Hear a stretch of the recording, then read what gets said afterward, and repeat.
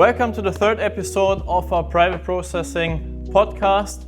If you struggle to scale your meta ads, then this is the right podcast episode to watch, because today I'm here with Adam Taylor. He is the owner of a meta ads agency. Adam has a team nowadays of over 30 people. He worked with brands like Ecom Amsterdam, and he scales brands on meta ads pretty hard. He has clients that spend over 10 million US dollars in ad spend per month. And today we want to talk about how you get to 1 million and more in ad spend per month with your brand on meta ads. Adam, nice to have you here on the podcast today. And yeah, I'm excited for this one.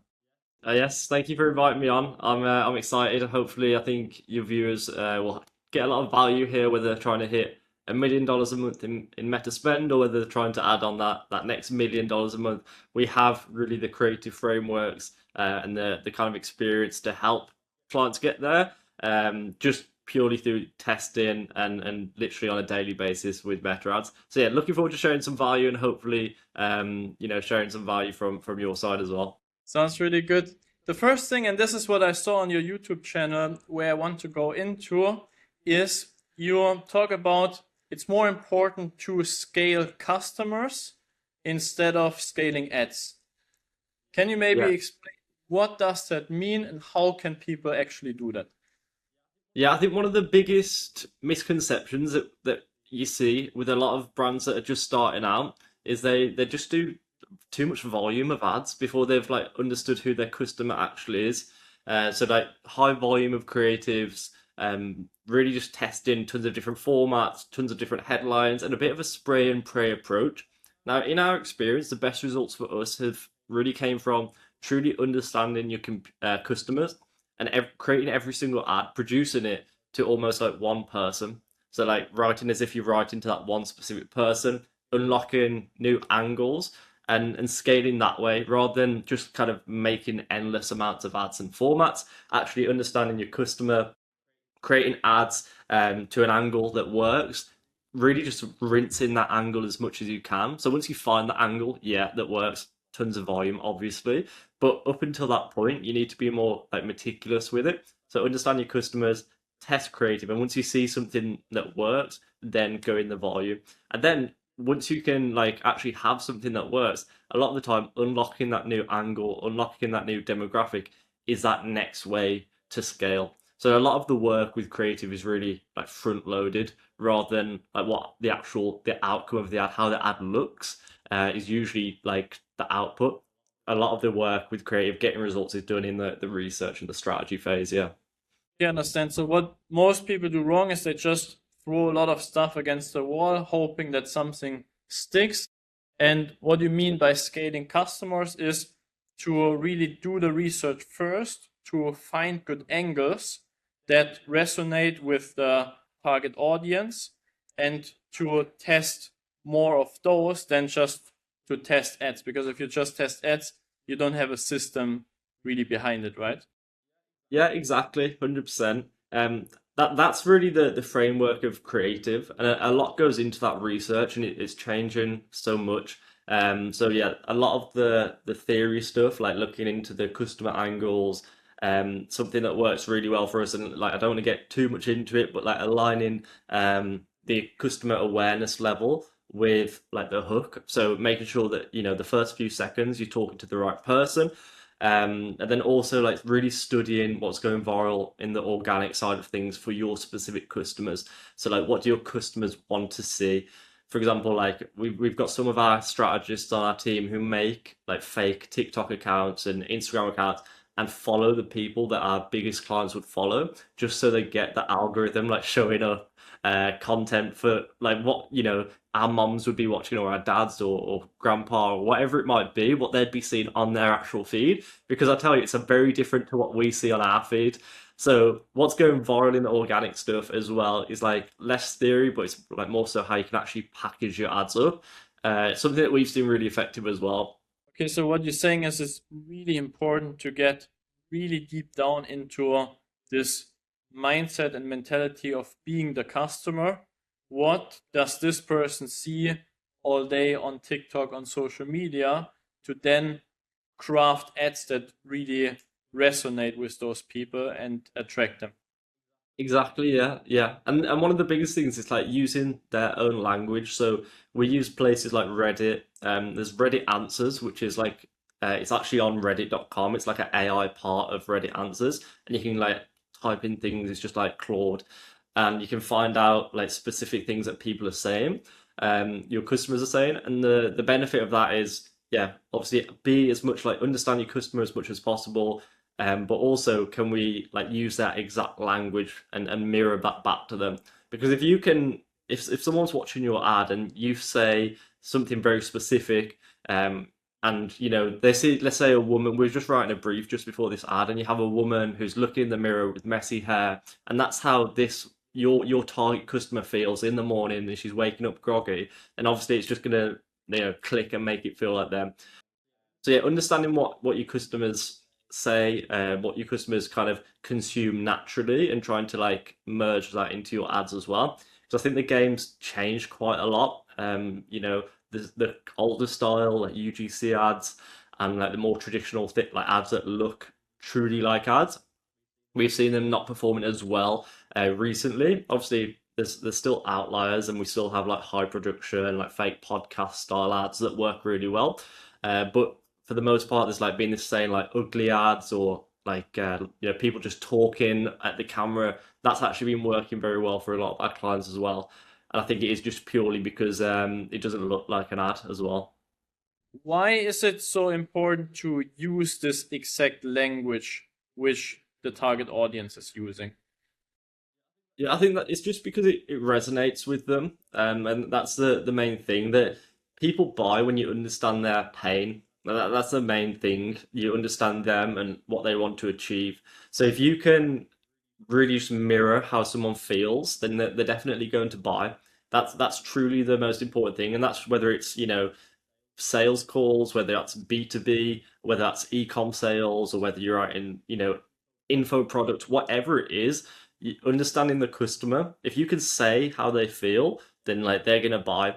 But obviously you can't create like mass desire. So you can't actually, you know, so a lot of brands, new brands, they'll be launching and they'll be writing their landing page, they'll be doing their research, and they're like, this is the brand we want to be, and they'll try and force their desire onto people, but it's not how it doesn't work like that. As you know, you need to take the desires that already exist. So across millions of people in America, that things we can't change. We can't change what all the media are saying. We can't change how people are feeling. The previous failed solutions that millions of people have been through. All we can do is try and understand that and channel that, like, and kind of reflect how they feel to us. So really, we just have to understand the customers so we can say that, because we can't just say what we want, because they won't care. Yeah, that makes total sense. And I think, as you said, if you go to Reddit and all those platforms and consume a lot of stuff, even it's TikTok or something, you get more and more in this mindset of how these people think. And then you will also have more ideas for ads which you can launch. Are there specific ads where you see, okay, those ads work right now really great for brands in general, like specific concepts, framework, something like that? Or what's your experience there? Yes, yes. So there's a bunch, and really is very like niche specific, and also yeah, like what you're selling. It is very specific to that, but something that we're seeing across a lot of our clients' ad accounts at the minute.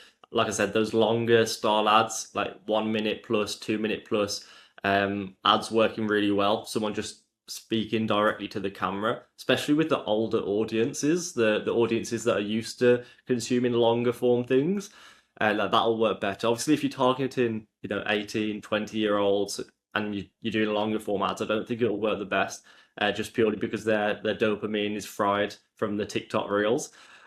For a lot of our clients, longer form ads are working well. Green screen ads always work best. If we ever have an ad that works really well, we often get a creator to basically have that running ad as the hook in the background as a green screen, and then have the creator in the corner like narrate over the winning ad. That's something that always works well for us once we've found something that works. Actually, weirdly enough, something that we've had work is when we take a bunch of our winning ads and we put them all together into like one long like 3 to 5 minute ad. So it's not much work, obviously editing it so it flows nicely. That obviously historically would never have worked, but Meta's got real like had a huge change recently with like Andromeda update. It's been making some good changes, but I actually think a net positive to the platform. But yeah, we're seeing some things like that. But yeah, some more specific things that are working for us at the minute. We have post-stick note ads that are working well, which is quite weird, like writing using AI to write something on a post-stick note, sticking this on like parts of the body and stuff like that, using that as a hook. Um, and yeah, I'd say there's honestly so many. It comes down to each niche. But yeah, that should be a good few to kind of test. Mm. With the long form content ads where someone is talking to the camera, do you mean like a UGC creator who is talking about the product, maybe is showing the product, or what do you mean by this 1 2 minute long Yeah, form video? yeah. So yeah, there's a couple. Most of our ads we use now are using UGC creators. So we, for example, that talking head one. There's one of two ways you can do it. Now I know some brands that absolutely crush with their target demographic that are 60 plus, and they have a woman who's literally stood in a house in a kitchen talking to the camera straight for about 1 to 2 minutes, talking about how her daughter recommended this product and like really giving that storytelling vibe. And then you have some brands like Rise, like Mushroom Coffee and stuff like that, where they'll be doing the like more classic UGC styles where you like have the creator talk to the camera, but you're mixing in like graphics showing the pain points. You're also showing like B-roll clips of them taking the product, of them going out for a run, which would be more like the traditional style UGC. So I think there's one of two ways you can do it with UGC. And then you can have like other people like go to what we have a lot of our clients. I didn't really mention it, but podcast style ads. It's more higher production, but it still works really quite well for us. Where we hire out a studio, we go in person, have actual actors in there, and it's like more authentic and realistic. Now, if you do it badly, it looks pretty terrible. But if you have the good actors and scripts that are a little bit natural, you warm them up, you can have some of our best ads have been podcast ads, where it's just like it almost looks like three friends just talking to each other. So that's really what you can do with the creators and the actors. And then on the flip side, you can do things like founder style ads and like team ads. That's something that is working for a lot of our clients at the minute as well, actually. So that the founder literally just talking to the camera. You don't really want to script it, more so just like a few bullet points, talking to the camera, talking about their brand journey, and just letting them like flow and why they made the product, why they think their product's great. Then you could also do the same thing with like a team. If you have a factory, if you have like a manufacturing place, and like showing behind the scenes a little bit as well. Do you think that a common thing is that people have over time less and less trust in buying something online? And that's why those things work good, where you really share the story behind your brand, show different team members, stuff like that, to make it more real, even it's just digital on some display somewhere. 100%. Yeah, I think it just adds that realness. There's millions of drop shippers now. No offense to drop shippers, but we've got some great clients of our great friends are drop shippers. But there's millions of drop shippers, and like adding a lot of drop shippers don't want to show the face.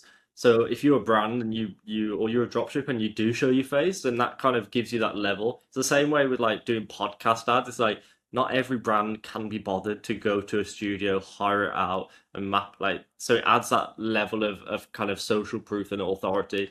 But yeah, trust is low in the market because like meta ads, like it's pretty accessible, you can sell anything.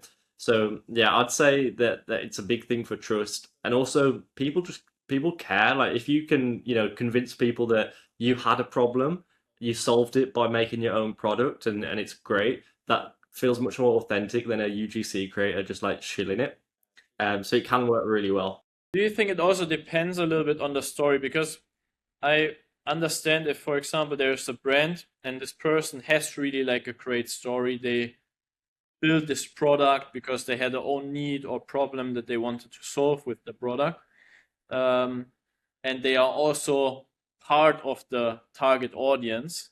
Then I believe it can work really great. But how is it, for example, let's say I would run a store for, I don't know, makeup for women or something which is not related really to myself.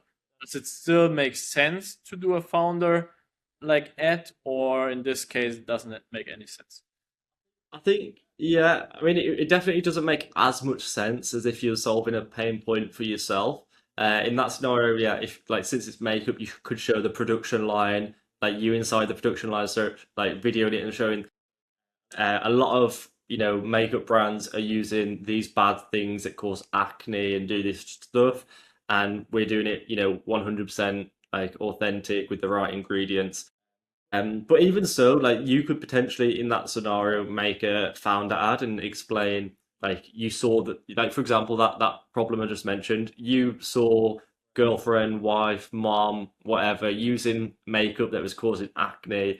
You found a spot in the market, being completely transparent, and this is why we created this product that's 100% cruelty free, 100% of the right ingredients and stuff like that as well. So there probably is an angle you can play on it, but you just have to be a little bit smart and maybe tell a white lie in there somewhere.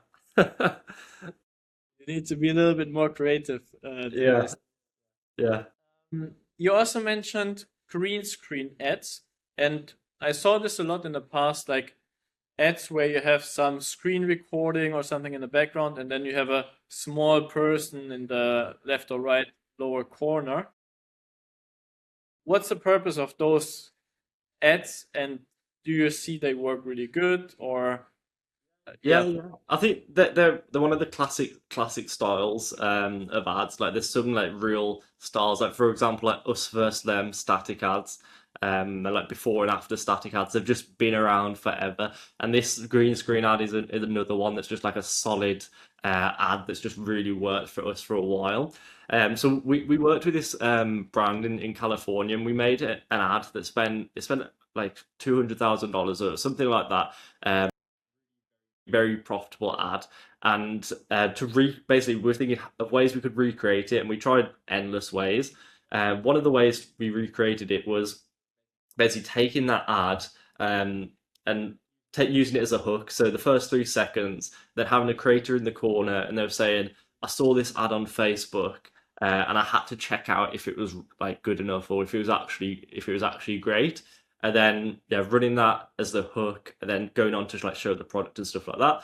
So that's a way that we've to recreate ads, which a lot of people struggle with, is like recreating ads without going into too much detail. It's a very simple way to like recreate winning ads. But then also you can do it on having a green screen ad if you like want to show like visually show other things. It's just super engaging. Like you want to show like pain points, like previous failed solutions, before and afters behind them, whilst keeping eye contact with the creator the whole time. Yeah, it's a little bit more engaging, and we've seen it work quite well. And something else that we've seen work in terms of like visuals, because that's more so like a visual change. It's like those graphics that I mentioned as well. So like when you're talking about pain points, um, again, I know I mentioned Rise Mushroom Coffee. They do it so well, and like they have the product that helps clear out your guts of like all the trash and all the bad things. They actually make graphics, so the hook will be the creator talking, and you'll visually see like inside the body, and like if they move their arm, it'll be like red on the elbow and stuff like that. So stuff like that. It's more so just like visual things. Like you can do all the research and all the angle finding and understand your customers. But in 2026, you do need to like package it up in a way that's going to come across like organically and like attract people on the feed as well, which is like another part of the game. Would you say in general ads that fit good in the rest of the feed work pretty well? So if the ad itself, it's more like an organic content. Yeah, I think for the most part, like yeah, probably. I'd say a lot of your ads should look more organic. For us, definitely like the ads that don't look so much like a classic UGC ad, obviously an ad, work well. But it depends. Like if you can make a super high production, it's obviously an ad. But you speak to the customer, I think it can work. But it comes down to understanding your customers as well. For example, like we working with a sleep supplement brand, and every one of their customers is highly skeptical. Like they've tried melatonin, they've tried like herbal teas, they've tried everything. So for these guys, their customers are highly skeptical. So an ad that looks like super polished, like an ad, and it's kind of cheesy, it's not going to work so well. So for those guys, something that works well is like very natural, not edited highly at all. It's just speaking to the camera and like really trying to show that you've opened up with that you've tried loads of things in the past. This problems, it's something that I haven't been able to fix for years, and just like speaking to the customer works well. Whereas like for something that's more so new, like I can't think of a product off the top of my head, but maybe like AI, just like for us, like AI ad creatives. If I'm selling AI ad creatives, I just say, here's some AI ads that look great. Because the market isn't as sophisticated, like it's more like people are at the top. You don't like there's not so much like you need to convince people about. It's like I saw a great example. It's like if you're like in the past, like when they first made like a Ford car that had like 100 brake horsepower or something. It's like all they did in marketing was like Ford car, 100 brake horsepower, and it sold. But like now, you can't really sell a car by horsepower because like there's so many that have great horsepower. But if you're the only one that does something well, then the market doesn't understand it. The market isn't sophisticated. It's much easier to sell. But obviously, that's like two ends of the spectrum. Most people probably like sit somewhere within there, and it's about understanding that as well. Yeah. Yeah, I think this also it's a good concept from this. Uh, what was this guy called? Something Dean Schwartz or something like this. He wrote Yeah, this yeah, book. yeah. I think it's Yeah, Eugene Swartz. yeah, Eugene can Swartz, be. maybe. He explained this stages. Uh, Yeah, 100%. That's where I got that. I think I might have butchered the Ford. It might have been something else, but yeah, I kind of get the point. yeah, but that's really true. With the screen ads, I also see that a lot of people have those kind of ads as just on their feed. So, for example, I see it when I look what stuff is my girlfriend checking out on. Yeah. She has this videos like organic videos like that on her feed. So I think if you have ads like this, and for me it looks really interesting, this video format, Yeah, because you see a person on the other side, but you also see something interesting yeah, like yeah. on the screen. Um, do you have some examples which could be on the screen behind the person? Because this part is for me still not clear what could be Yeah. there. Yeah. So there's a we saw an ad that had Subway Surfers. It wasn't like green screen. It was like the top half of Subway Surfers. I don't know. Have you seen those? It's like the brain rot reels. So we saw stuff like that. Yeah. But yeah, for the background, I think so. Other winning ads has been the one that's worked like historically the best for us as a walkthrough. Um, but some things that can be behind is like screen sharing websites, screen sharing like the product page. Like that's something that works well towards the end of an ad. It's like check out the website, then you put the creator in the corner, have the actual website just like slowly scrolling through, so they get a kind of feel for the product page and the landing page that they're about to go to.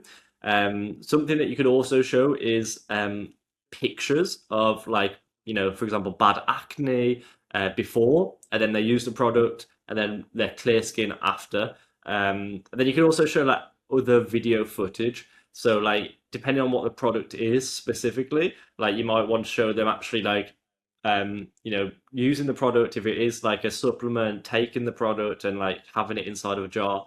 You do need to get creative, and it is quite product specific. But yeah, previous winning ads, and then like in the call to action showing the website. That's usually the times that we probably use it most. Okay. Now, when it comes to producing this ads, I guess it's also a lot of time investment. I Yeah. mean, how we went through some formats of ads like podcast, then with UGC, with green screen, this and that. How do you make sure that the work which goes into that actually produces winning ads at the end? And it's not just 95% which you can throw in the trash after. Yeah. How do you Yeah. make sure of that? Yeah, I think when you first starting out, so people who haven't got winning ads, there will always be that stage where you're testing. Like, unfortunately, you can do all that research. So yeah, to begin with, research your customers, research like what competitors are doing in the space. Is there any styles that everyone's doing? Then it might be a reason that you should do it. And try that. There might also be styles that no one's doing. Sometimes one of the easiest things to do is, okay, looking at industry, nobody's doing, long video sales letter ads. That's something that's worked really well for us as well. Like using authorities, like hiring doctors instead of UGC creators. And like, nurses, we have a bunch of nurses that we pay on a monthly basis to make ads for us, and get them to record ads and like longer form VSL. A lot like you're looking at industry, no one's doing founder ads or no one's doing authority long form ads, but do that, and try that. So there's that research that goes up front that we've spoke a lot about, and you basically want to do all that strategy. So make sure you've got your angles, you've got the concept, the style of ad is all written down, like linked to each ad before you even launch it. And then obviously making sure that all of this aligns to your ideal customer and to your landing page. So that's the upfront work.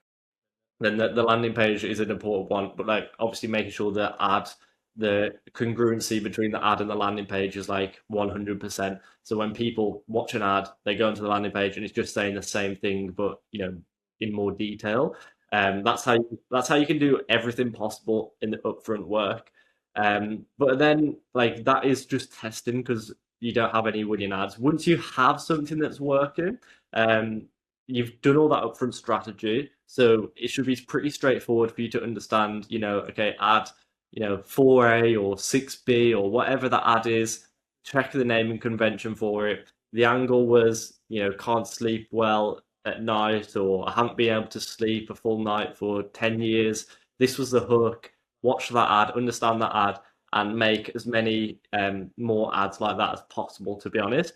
And when things are going well, you want to really be, 80% of your creative needs to be going to the ads and angles that are performing well, and that 20% testing things.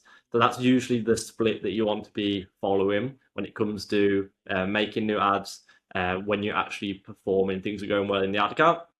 When you don't have any winners, like obviously you're just trying to make winners, so a lot of much more testing. But usually that's how we do it. The biggest way to kind of reduce the chance of just spraying and praying, not being able to find winning ads and just throwing creatives in the garbage is making sure you do that strategy up front, aligning your ads to the landing page, and then when you find something that works, just keep on making more ads like that. And there's a few different ways that you can iterate on ads, which I can walk you through as well. That would be helpful. Maybe we could divide it into stages. Stage one, if I'm not sure what's working at all, is okay, I need to go through the pain of also creating a lot of stuff that might not work in the end. I need to bite the bullet, at least at the beginning. All I can do is good market research. I can look at Reddit, I can look at reviews, I can try to get into the mindset of my ideal customer. I can look at competitors, what ads they are doing. I know there are some great tools out there where you can spy on ads and all that kind of stuff.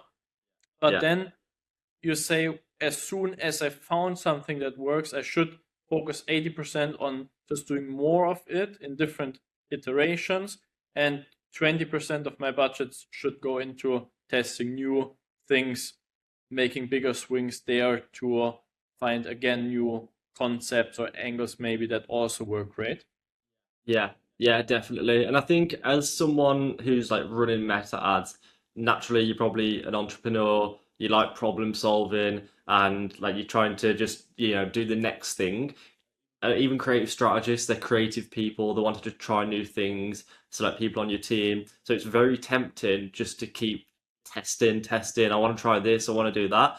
But when you find something that works, like the number one things just needs to be basically trying more of that, rinsing that until you can't do it anymore, pretty much. That's the highest leverage things to do. And then yeah, testing less and basically trying to find the next winning thing with the lower amount of testing. Yeah. Now when it comes to iteration, so let's say I found one winning angle, one winning concept for ad. How can I iterate it? Yeah. There's a bunch of ways that we like to do. Some of the easiest ways is basically taking what's worked from that ad, trying it with the same, like getting that same actor to record it in, a different environment.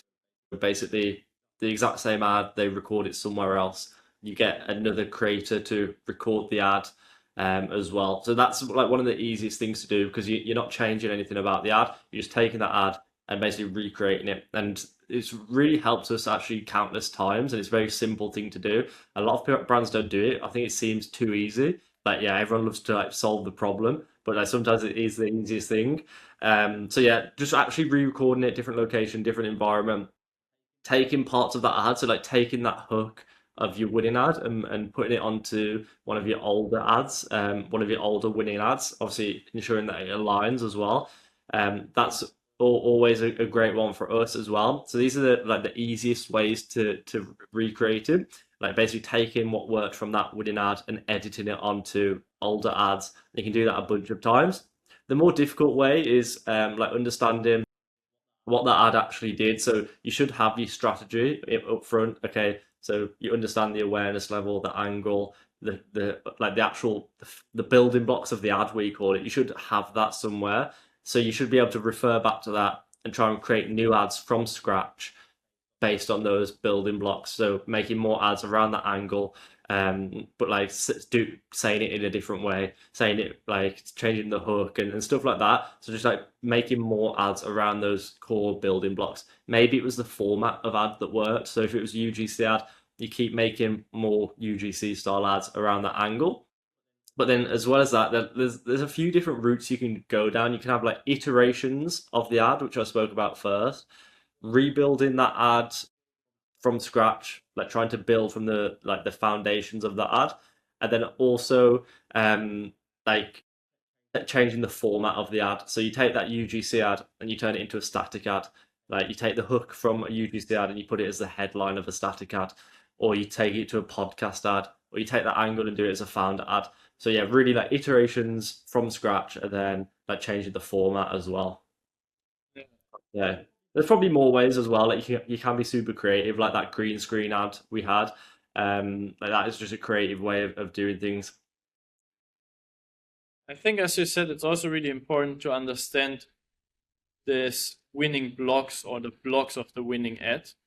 So Yeah. if you find something that is winning, really sit down and try to understand, okay, why is this working before creating new stuff, so you can kind of follow the same So, patterns again.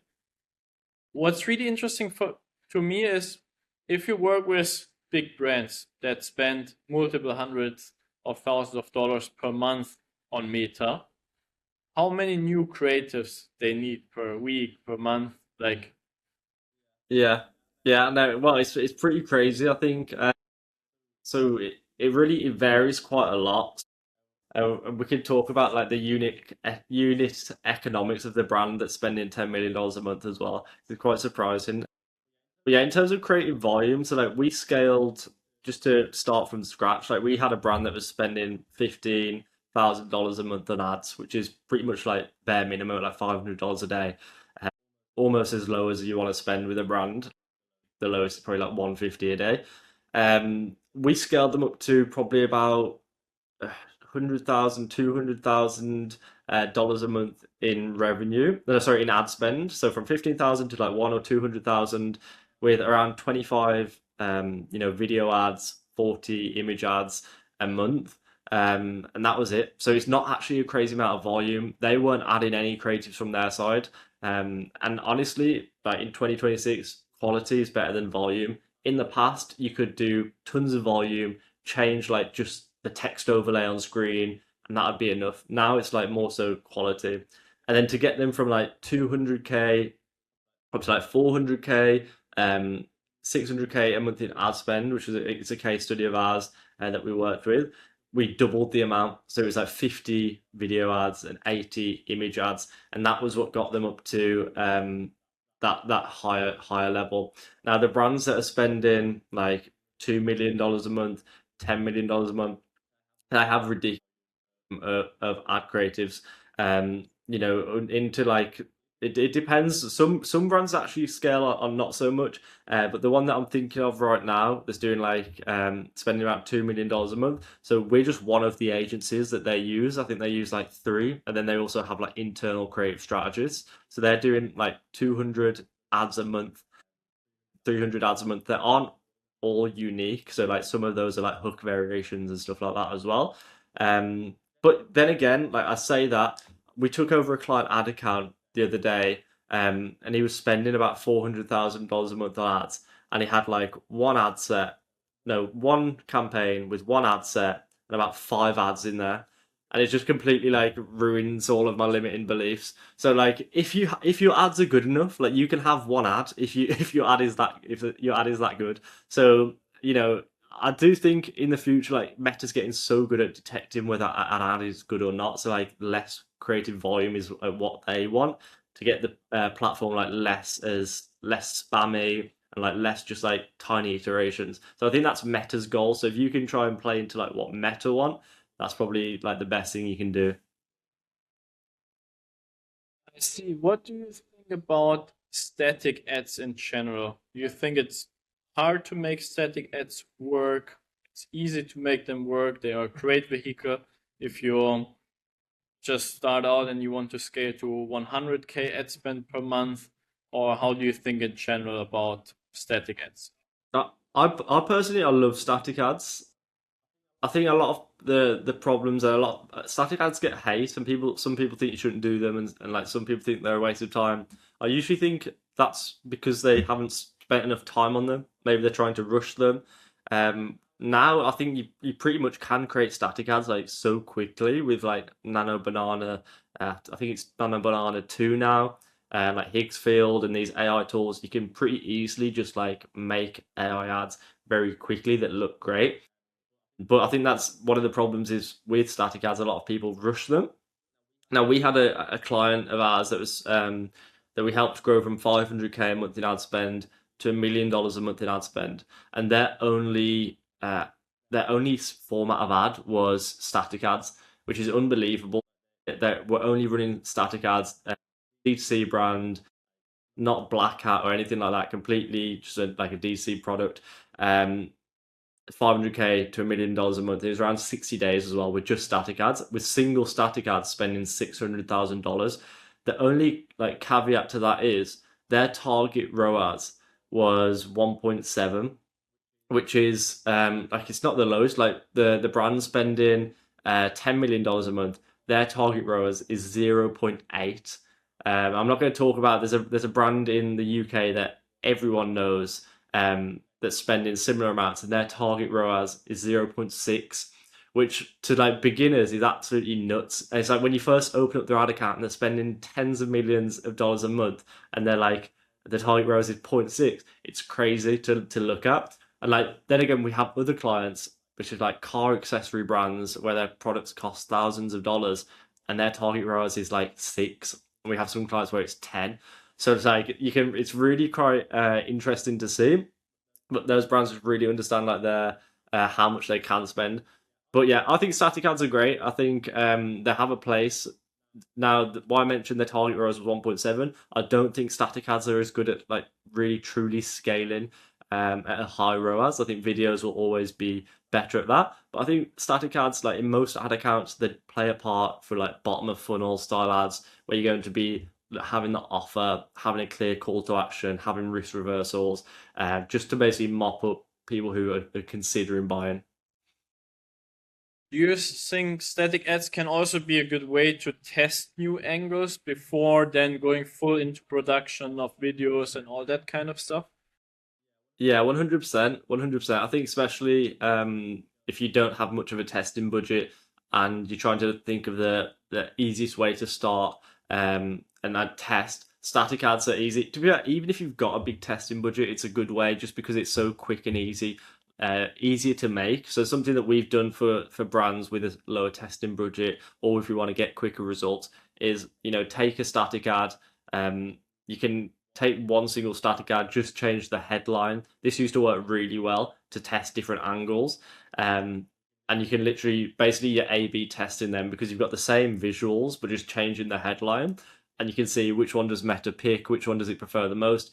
And then right there, you've kind of found a good headline or a good hook or a good angle that you can go ahead and spend 5-10K making all the ads, making all the video ads that you need to make. So that is a good kind of way if you're not so certain and like on something you want to do a test, that does work well. For most brands that are getting results, it makes more sense just to go all in. Let's make the static ads around our winning angle. Let's make the videos around the winning angle. But if you are testing and you want to get a quick test and kind of A/B test, then it's definitely a quicker and easy way than video.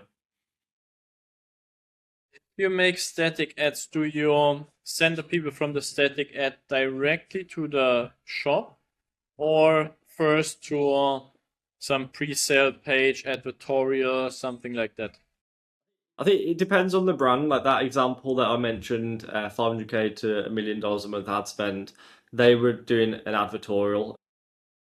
There's many different advertorials styles, but like basically it looks like some kind of newspaper or news article. You can have like 7 reasons why, or just like some kind of explainer advertorial. They work really well. Now with static ads, we have a couple of styles that we usually do. We call them like direct and indirect. So if you have something that's indirect and isn't calling out or showing the product specifically, that and it's more like curious and more like clickbaity, then that indirect style would be better off going to like an advertorial, just purely because it's not doing any selling on the front end.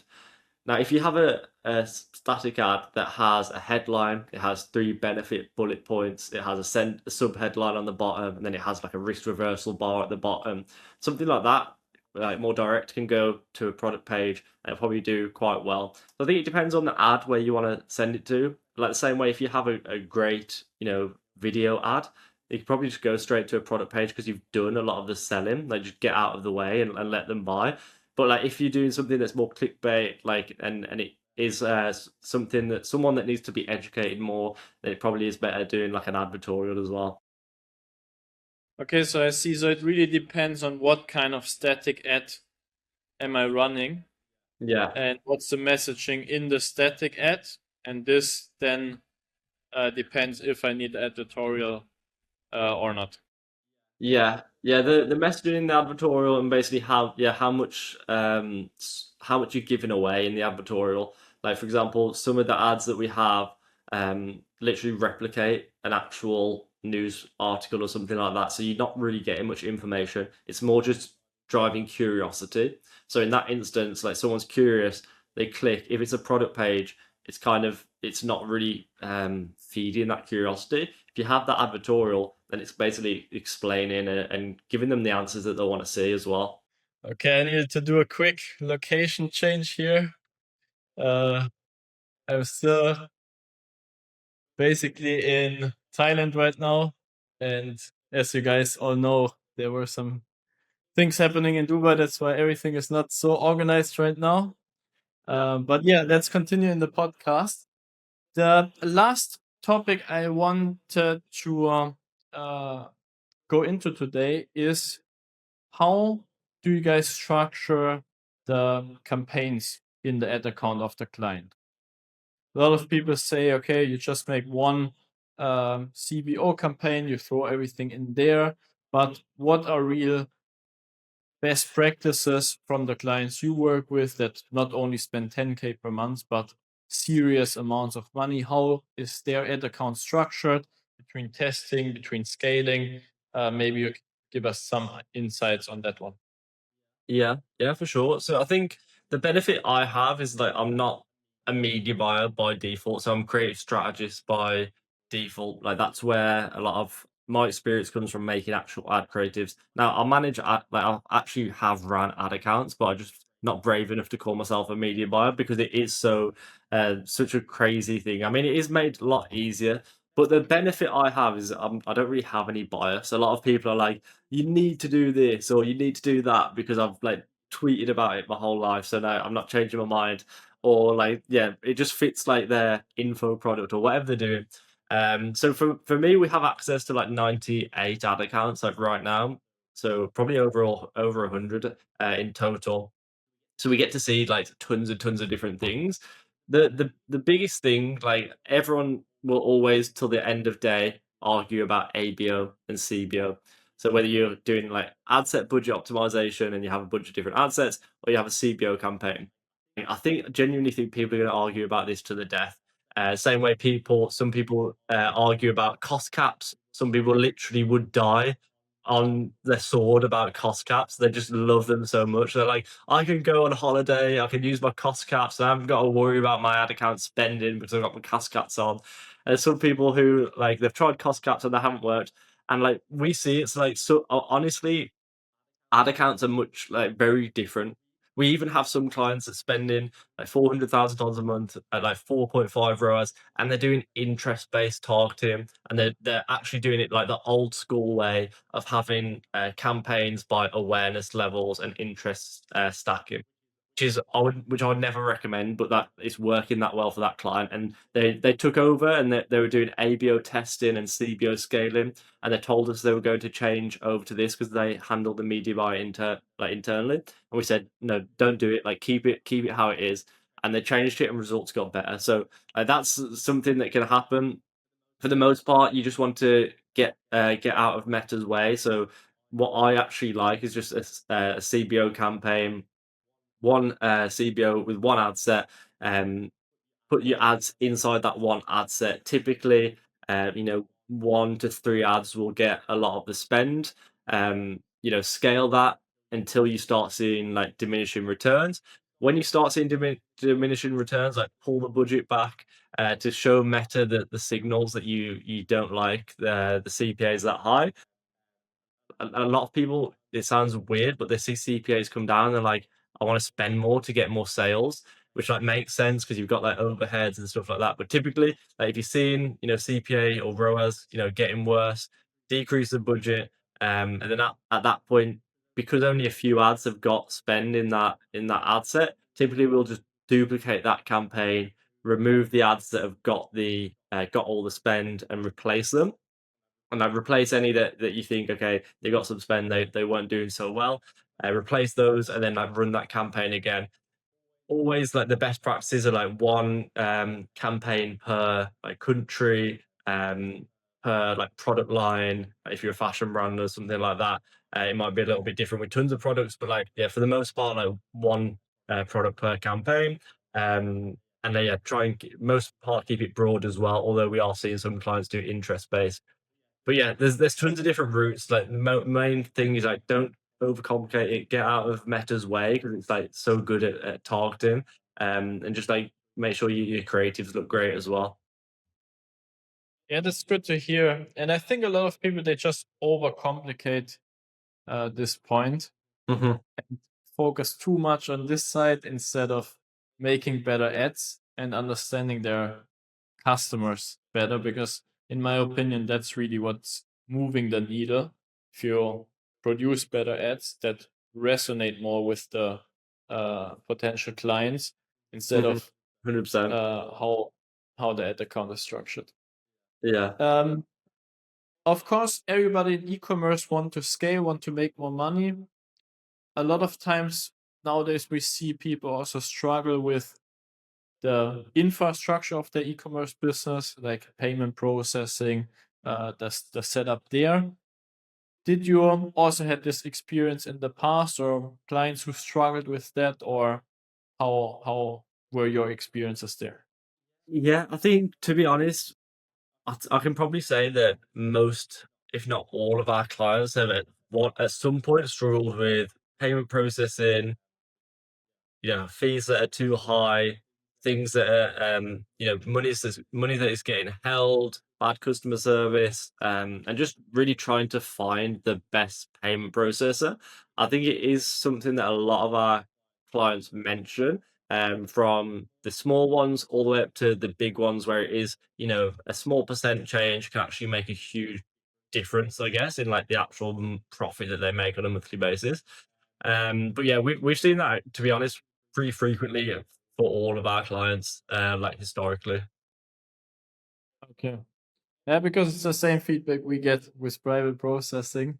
Yeah. That fortunately, Shopify payments, Stripe, they get stricter and stricter, and that's why people more going away from this options. For example, on our platform, they just can find different alternatives to Stripe, to Shopify payments. You saw that now we're rolling out a scaling library as well. Um, but it's really, I would say, the momentum which you need to protect, because imagine if you scale during Q4, then suddenly everything goes well, your ads go well, you're fully on track, but for some reason you can't process payments, then your revenue goes to zero from one day to the other, and this can be a Exactly. big Yeah. headache, which you should protect. Um, when people work with you, because I know there are a lot of people out there, they watch this podcast, they say, hey, I got a lot of good knowledge here in this short 60 minutes already, but I'm already busy. I can't put even more time into my business. I can't produce even more ads. I need someone who helps me with that. How do you guys help people to scale with their meta ads, with creatives? Maybe you can run us a little bit through what you actually do if you go into a brand and you really help them with all that stuff. Yeah, yeah, for sure. So it's pretty much a meta ad creative agency. So we take over whether it's all of the creative or a portion of the creative for the bigger brands, and we just take over that process done for you. A lot of founders that we speak to are the bottleneck with the creative. The creative ideas come from them. If they have to tell their team what to do, still the ones in CapCut. They're trying to figure out AI ads, and they're the bottleneck with creative. It's not a good place where you want to be, where the growth of your business is capped by your availability. So oftentimes, that's the position they're in. They're basically spraying and praying, with the creatives, and they don't have much of a strategy. So in that case, we basically help them. We really focus on finding the winning angles for customers, helping them scale to $1 million a month in meta spend, or whether it's the next $1 million a month that they're trying to add on as well. That's really what we focus on. So do that research, do that strategy, create the systems inside their business so they can consistently make more winning ads, find the new winning angles, to replace the old winning ads that they have or they might not have ever had as well. And it's a done for you process that we manage for our clients. I see. And I guess also a lot of work if you pump out that many creatives every week, every month. Yeah, yeah, yeah. It's a lot of work we have. I mean, the honestly the worst, well, the department in our company that I feel the worst for is our creator coordinators. So we have four girls who basically manage the actors, the influencers, the podcast studios, communicating with the creators, checking raw footage and stuff like that, and like communicating with them. And it's a tough job because like UGC creators, they're getting more demanding, they're getting more expensive, and yeah, that it's a tough job. We make thousands of ads a month. So yeah, the QA has to be in there. We rely heavily on systems as well, dashboards to make sure that we can keep an eye on everything. So yeah.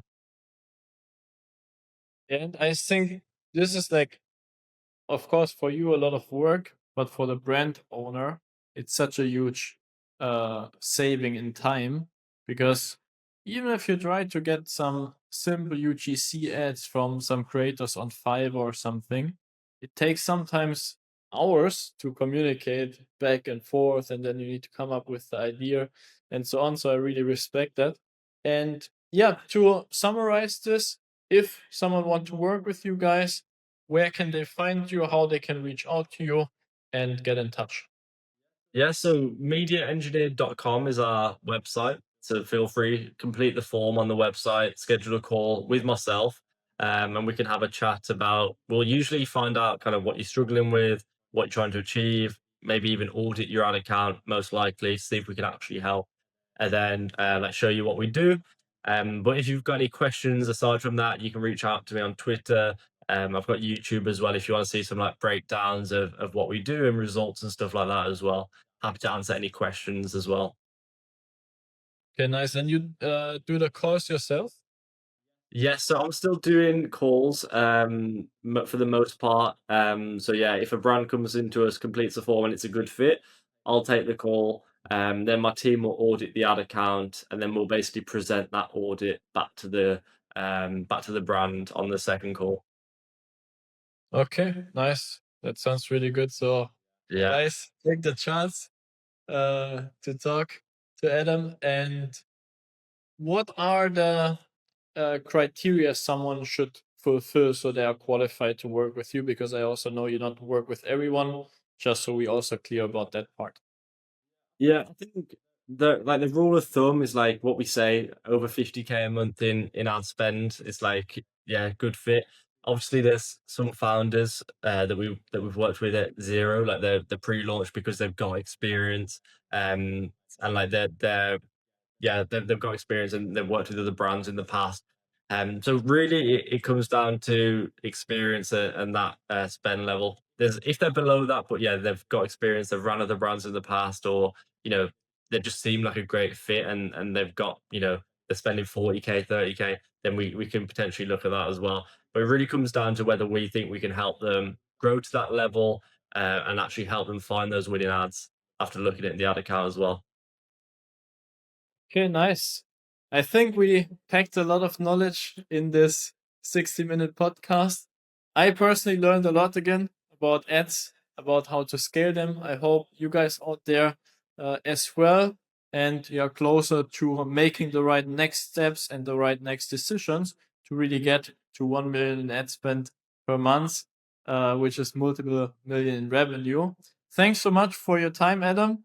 Yeah, I know it was a little bit here, a little bit hectic, I would say, it's all good. but I hope we made the most out of it. And I just said, hey, look, business needs to continue.